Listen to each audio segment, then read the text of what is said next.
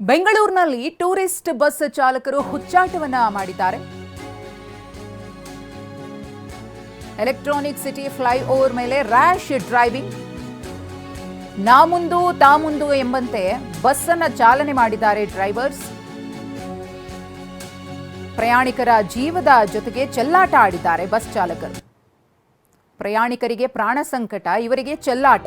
ಗಮನಿಸ್ತಾ ಇದ್ದೀರಿ, ಕೂದಲೆಳೆ ಅಂತರದಲ್ಲಿ ಭಾರಿ ಅನಾಹುತ ತಪ್ಪಿದೆ. ಆ ಬಸ್ ಒಂದಕ್ಕೊಂದು ಟಚ್ ಆಗಿದೆ.